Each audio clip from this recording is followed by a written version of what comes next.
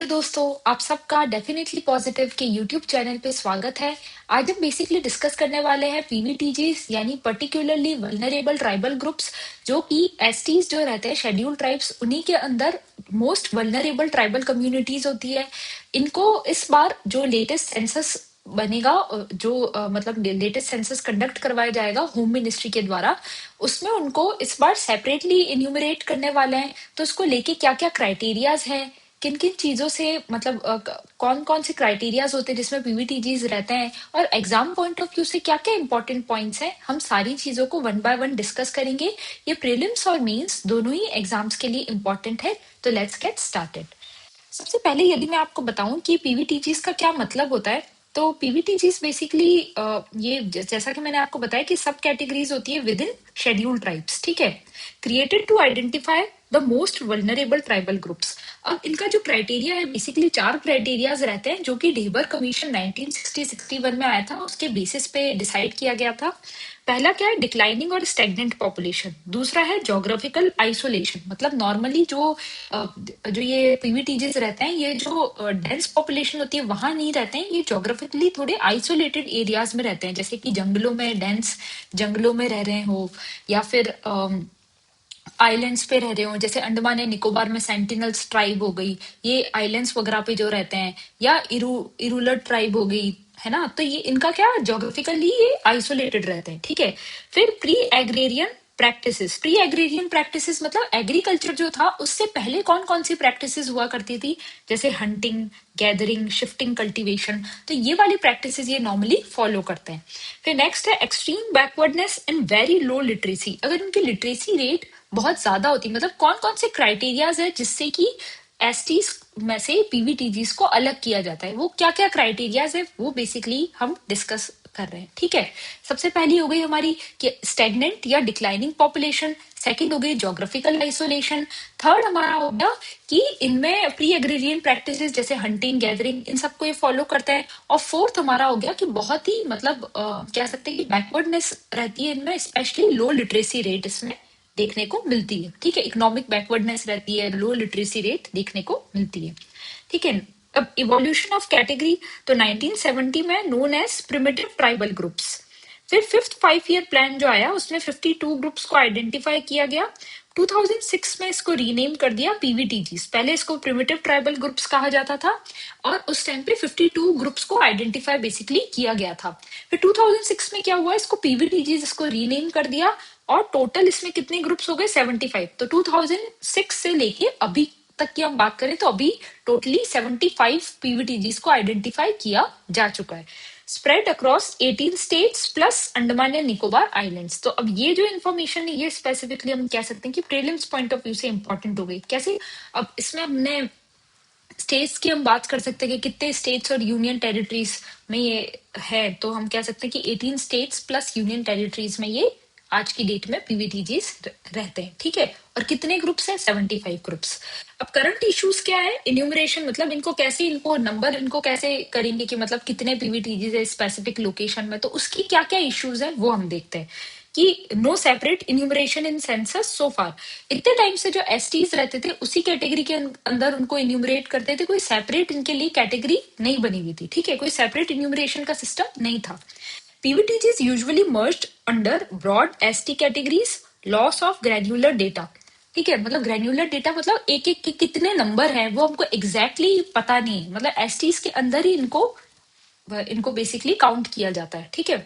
फिर 2011 census anomaly, मतलब Vegas जो मध्य प्रदेश में है, they counted separately, but others like Abujh Marias, Kamars, hill Korwas were not, मतलब कुछ को तो सेपरेटली काउंट किया गया था पर कुछ पीवीटीजीज को सेपरेटली काउंट नहीं किया गया। जैसे एमपी में इसने एग्जांपल दिया, बेगास जो ट्राइब रहती थी उनको सेपरेटली काउंट किया गया था पीवीटीजीज में, पर और भी पीवीटीजीज है जैसे कि अबूज मारियास, कामराज, हिल कोरबास, पर उनको सेपरेटली काउंट नहीं किया गया।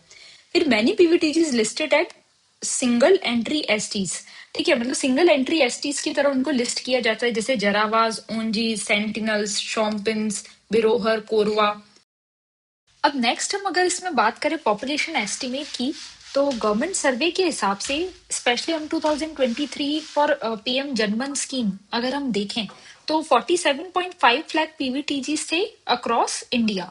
मतलब इंडिया की अगर हम टोटली बात करें तो जो सर्वे किया गया था उसमें अराउंड 50 लाख मतलब 47.5 लाख पीवीटीजीज काउंट किए गए थे। ठीक है, जनमन जो पीएम जनमन स्कीम है उसमें 2023 की बात है। ओके, फिर इसमें सबसे ज्यादा अगर हम पॉपुलेशन की बात करें तो एमपी में सबसे ज्यादा पीवीटीजीज है 13.22 लैक्स, फिर महाराष्ट्र में और उसके बाद आंध्र प्रदेश में। अगर आपको याद रखना है तो इसमें सबसे अच्छा बेस्ट मेथड होता है कि आप मैप बना लीजिए।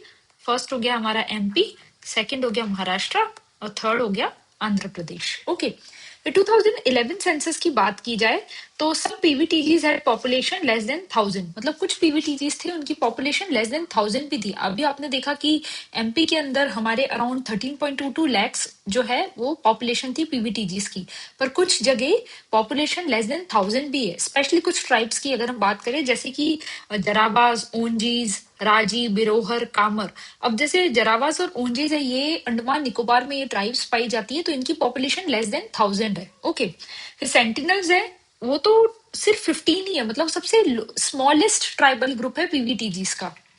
और बेगास एमपी में वो सबसे लार्जेस्ट है, 4.1 लाख उनकी पॉपुलेशन है ये एमपी में। ओके, अब सेपरेट इन्यूमरेशन की आखिर जरूरत है कि उनको सेपरेटली काउंट करने की क्या जरूरत है, उसके पीछे क्या रीजन है वो भी हम देखते हैं। सबसे फर्स्ट चीज तो है पॉलिसी इंप्लीमेंटेशन। मतलब अगर जैसे गवर्नमेंट कोई भी ट्राइबल्स के लिए पॉलिसी लेके आती है तो स्पेसिफिकली अगर इम्प्लीमेंट करना हो किसी एक ट्राइबल ग्रुप के लिए या पीवीटीजीस के लिए स्पेसिफिकली अगर इम्प्लीमेंट करना हो तो उस टाइम पे हमें जरूरत है कि उनका सेपरेट इन्यूमरेशन कर रखा हो, जिससे कि जो डेडिकेटेडली उनके लिए अगर कोई प्लान बना हो तो उन तक उस स्कीम का लाभ पहुंच सके। जैसे बेटर टारगेटिंग ऑफ स्कीम। अब टारगेटिंग बेटर कैसे होगी, तब जब उनका इन्यूमरेशन अलग से प्रॉपर तरीके से किया जा चुका हो। फॉर एग्जाम्पल पीएम जनजाति आदिवासी न्याय महाअभियान, जो पीएम जनमन स्कीम की मैं बात कर रही थी उसी की बात हो रही है। उसमें जैसे गवर्नमेंट ने 24,104 करोड़ मतलब इतना जो है उसका फंड है। अब उसमें अगर बेटर टारगेटिंग अगर गवर्नमेंट को करनी होगी तो इसके लिए इम्पोर्टेंट है कि हमारा जो उनका जो पीवीटीजीज है उनका सेपरेट इन्यूमरेशन हो रखा हो। फिर plugging data gaps, precise information on households, socio-economic indicators, health, literacy, habitation level infrastructure, ये सारी जो मतलब कि उनके हेल्थ के क्या इंडिकेटर्स है, सोशियो इकोनॉमिक इंडिकेटर्स क्या है, इंफ्रास्ट्रक्चरल फैसिलिटीज कितनी है, मतलब उनकी सारी चीजें अगर हमें ऑलरेडी अगर इन्यूमरेट कर रखा होगा, उनको काउंट कर रखा होगा, तो सेंसस में ये सारी इंफॉर्मेशन भी कैलकुलेट की जाती है। ठीक है, तो उससे क्या होगा, जो बेटर टारगेटिंग स्कीम्स की जा सकेगी और जो गैप्स हैं उनको भी प्लग किया जा सकेगा। फिर review classification data will help assess if current PVTG criteria remain relevant. मतलब आज की डेट में जैसे हमने देखा 75 पीवीटीजीज है, ठीक है, और उनकी पॉपुलेशन कितनी है वो भी हमने देखा, पर उनके पास में क्या फैसिलिटीज वगैरह अवेलेबल है। हो सकता है उसमें से कोई पीवीटीजीज होंगे जो वेल ऑफ होंगे, कोई होंगे जिनको ज्यादा स्कीम्स की जो रिक्वायरमेंट होगी। जैसे कि हम सेंटिनल्स की बात करें तो वो सिर्फ 15 ही है, तो वहां पे हो सकता है हेल्थ इंडिकेटर्स को इम्प्रूव करने के लिए और ज्यादा जो फंड है उसकी रिक्वायरमेंट हो। तो वो सारी चीजें देखने के लिए, उसका बेटर रिव्यू करने के लिए उनका सेपरेट इन्यूमरेशन होना इम्पॉर्टेंट है। फिर इनइक्वलिटीज जो है उनको भी एड्रेस करना इम्पॉर्टेंट है। ठीक है, most vulnerable tribals rather than being cornered by relatively better off ST communities, जो स्मॉलेस्ट है, मोस्ट वल्नरेबल है, उनको टारगेट करना ज्यादा जरूरी है। फिर एक्सपर्ट्स ने क्या कंसर्न रेज किया है, जैसे Kamal K Mishra anthropological survey of India के हेड थे, उन्होंने क्या कहा है कि before separate enumeration government must revisit inclusion criteria. जैसे ज्योग्राफिकल आइसोलेशन उनका किया हुआ है वो no longer hold for some, मतलब कुछ इसमें पीवीटीजीज होंगे जो ज्योग्राफिकली आइसोलेटेड नहीं होंगे पर फिर भी सोशियो इकोनॉमिक इंडिकेटर्स देखें या फिर उनकी जो हम जो लिटरेसी है उसकी अगर हम बात करें या इकोनॉमिक बैकवर्डनेस की बात करें तो वो हो सकता है उस क्राइटेरिया में आ रहे होंगे पर ज्योग्राफिकली आइसोलेटेड ना हो, क्योंकि पॉपुलेशन जो एक्सपेंशन हो रहा है कंटिन्यूसली, तो ये वाला क्राइटेरिया शायद फुलफिल ना हो। तो उस हिसाब से भी गवर्नमेंट को अपने जो क्राइटेरियाज हैं उनको भी मतलब उसमें भी रिफॉर्म लाने की जरूरत है, उसको भी रिव्यू करने की जरूरत है, यही उन्होंने कहा है जो एंथ्रोपोलॉजिकल सर्वे ऑफ इंडिया के हेड है। ठीक है, मतलब आउटडेटेड क्लासिफिकेशन का जो रिस्क है विदाउट रिव्यू वो कंटिन्यू रहेगा, तो उसको उसको भी रिव्यू करना जरूरी है। ओके, फिर अब अगर हम कॉन्स्टिट्यूशनल बेसिस की बात करें तो पीवीटीजीस को भी एसटी लिस्ट जो होती है उसी में शामिल किया गया, मतलब अंडर आर्टिकल 342, तो उसका भी कॉन्स्टिट्यूशनल बेसिस है पीवीटीजीस का भी। ओके, फिर डेवलपमेंटल गैप्स देखें तो मैंने PVTGs face malnutrition, illiteracy, poor health services. इसी वजह से हम बात कर रहे थे कि better targeting of schemes is required, क्योंकि ये सारी जो प्रॉब्लम्स है उससे वो सफर कर रहे हैं, माल न्यूट्रिशन, इलिटरेसी वगैरह सारी प्रॉब्लम। ठीक है, फिर डेटा ड्रिवन गवर्नेंस की बात करें तो enumeration improves delivery of welfare in remote habitation.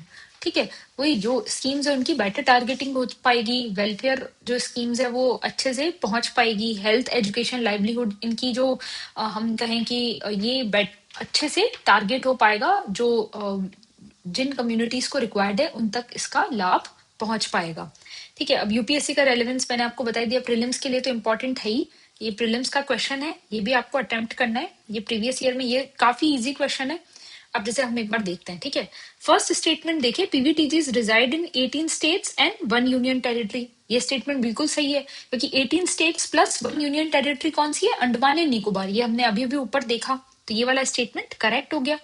फिर नेक्स्ट है, अ स्टेगनेंट और declining population is one of the criteria for determining PVTG status. हमने 4 क्राइटेरियाज देखे थे, उसमें स्टेगनेंट और डिक्लाइनिंग पॉपुलेशन भी एक क्राइटेरिया है, तो ये भी सही हो गया। फिर there are 95 PVTGs officially notified in the country so far. ये हमने देखा कि 95 नहीं है, ये इनका नंबर कितना है? 75, तो ये वाला स्टेटमेंट रॉन्ग हो जाता है। और हम जैसे ही थर्ड स्टेटमेंट को हटाते हैं, रॉन्ग करते हैं, वैसे ये और ये तीनों हट जाएंगे, तो यानी इसका आंसर क्या हो जाएगा? सी। अब जैसे हमें थर्ड वाला स्टेटमेंट नहीं भी पता हो, जैसे कोंडा रेड्डी ट्राइब और इरूलर ट्राइब, इनको लिस्ट में शामिल किया है कि नहीं, अगर हमें इस स्टेटमेंट के बारे में नहीं भी पता हो तो भी हम इस क्वेश्चन को अटेम्प्ट कर सकते हैं, यदि हमें 3 स्टेटमेंट्स की नॉलेज हो। तो इस तरीके से इसका आंसर क्या हो जाएगा? सी। तो ये यूपीएससी का पीवाईक्यू है। फिर मेंस में ये सोसाइटी के लिए इंपॉर्टेंट है, सोसाइटी वाले सेक्शन के लिए, गवर्नेंस वाले सेक्शन के लिए, और जीएस 3 में इकोनॉमी और डेवलपमेंट वाले सेक्शन में इंपॉर्टेंट है। फिर ऐसे और एथिक्स में भी एज अ केस स्टडीज को यूज किया जा सकता है। तो आई होप सो ये आपको अच्छे से समझ आ चुका होगा, इसकी constitutional basis, prelims point of view जिसकी इंपॉर्टेंस है वो चीज, मेंस, सारी चीजें आप समझ चुके होंगे। तो इसी के साथ में हम इस लेक्चर को फिनिश करते हैं, and we will meet in the next lecture series. Thank you and subscribe to Definitely Positive.